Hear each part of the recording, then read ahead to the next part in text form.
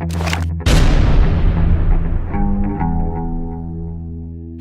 this is Gordon Bond. I'm at the NRA Carry Guard show here in Milwaukee, Wisconsin, and we're going to show you the Bond BullPup. We've had a lot of attention here at the show on this gun. If you're not familiar with it, originally this was the Boberg design, and we bought the Boberg design about a year and a half ago. We've been working on really perfecting it, tweaking it, making a lot of improvements to that, and I'll go over a couple of those here in just a minute. But basically, for those who are wondering why we're calling this a BullPup, because when I first heard, or actually read some of the articles, and the gun writers were saying, hey, well, this is a really cool BullPup design. I always thought that was a long gun, and some of you probably had that same thought. So what I did was I researched it a little bit, and basically when the chamber and feed and extraction is behind the trigger, which this one obviously is, that's a BullPup design. And it actually doesn't matter whether it's a handgun or a long gun. And so normally this is in front of the trigger, which means the barrel sticks way further out. And so with this design, being able to push everything back, you have a full length barrel. This is 3.35 inches, and just to show you, so you've got a full length barrel in a very compact design. So just really cool design on that side of things. The other thing is that this is a reverse feed type mechanism. And so instead of on the magazine, which I'll show you here real quick, normally the bullets are being pushed forward like that into the chamber. This is actually being pulled with a claw out and then fed directly into the chamber. So it doesn't need a loading ramp. It has complete control of the cartridge the whole way that it moves, and so very, very cool design and works very well. Now, in the past with the Boberg, some of the things that they had was the G-force. With some ammo, it would actually pull it apart. Now there's still some ammo out there. If it's not crimped, the Blazer, we absolutely do not recommend the Blazer because it's guaranteed to separate. And so as long as you're using, we've actually shot tens of thousands of rounds of all types of ammo, and we have a pretty extensive list that you can utilize, and that is in the owner manual, and we do have that online at bondarms.com. But anyway, the bullet goes in nose first, and when it's pulled out, the reason that they had the bullet separation on the non-crimped ammo was that the G-force was so much, the weight was in the bullet, and if it wasn't crimped, it just pull it apart and dump the powder. And so make quite a mess in the gun. One of the things that we did was Arnie Boberg, the guy who designed the gun, he kept on trying to lighten the slide, take out more metal, make it faster. He wanted everything to be faster. We actually put weight back into the slide and slowed some things down, so that gives us a wider range of ammo to work with. So one of the things, just to show you here real quick, the breakdown of the gun is fairly simple. You put it in this position. This manual locking lever allows you to lock it open so you can do whatever maintenance or anything like that. You go ahead and put it in a 9 o'clock position, and it'll slide right off like that. The recoil spring, which really isn't a recoil spring, it's more of a reset spring, because you can actually operate the gun without the spring in it manually, and it'll still fire and operate. Just got to assist it a little bit. So the claw, I don't know if you can see this or not, but this is actually the mechanism that grabs the cartridge and pulls it from the back of the magazine. You have the unlock block. I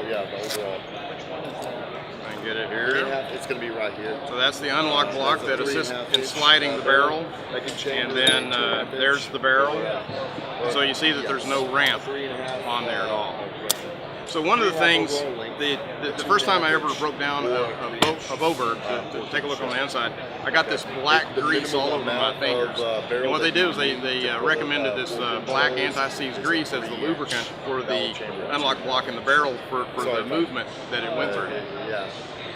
The problem with it was is that when you ran 4 or 5 magazines through that gun, it would melt the grease would run everywhere. If you had a separation, all that powder got stuck in the grease and just made the biggest mess you've ever seen, and you had to totally clean the gun.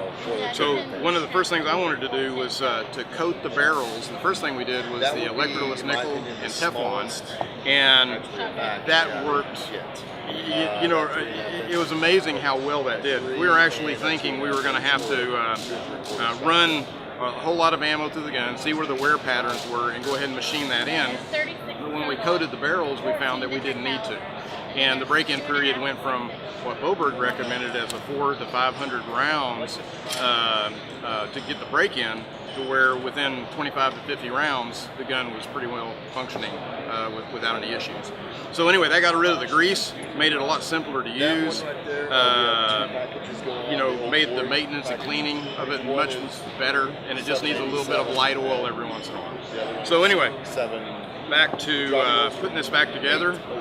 Just to give you a quick education, the higher nub here, you got 2 lower ones, you got a higher one. That goes in as the top position, because that's actually what's going to, that's where the unlock block's going to be. Flat end of the unlock block goes against the flat end of the top of the slide. Pops right in there. One of the cool factors about this gun, let's see if I can show you here. If you look at this bar right here, and there's a notch in the barrel, this has a locking breech, and so you can see how much movement there. And then right when I get to about the 1/4 inch, you'll see the barrel rotate and unlock. So this actually has a locking breech. Some of the gun magazines are calling this the most powerful 9mm. We're not saying that, but you know, some of the gun magazines are, just because of that.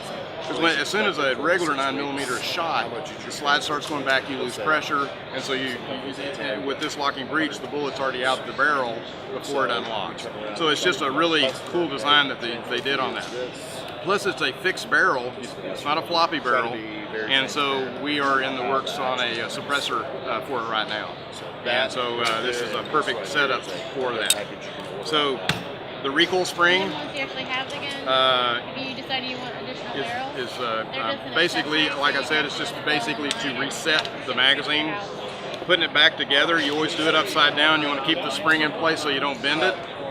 And you just slide it on. You make sure there's a spring right here, and if the spring goes high, it won't close if it's in that position. And so you want to make sure it drops down into the notch, and then you're ready to go. And that's pretty much it. We're getting great reviews on the gun. A lot of fun to shoot. A lot of guns with all the barrel mass out this far, you get a lot of rocking and rolling with the slide. Since this is more in the middle of your hand, it reduces the rocking and rolling on that side of things.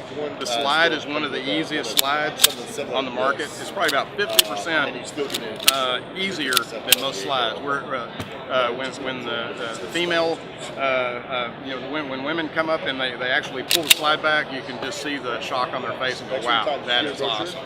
The trigger pull is a double action only, and it's a long travel, but it's real smooth. There's no stacking all the way through, and you can see the hammer here. So you got double strike capability. You don't have to rack the slide to be able to cock it each time. So very, very smooth.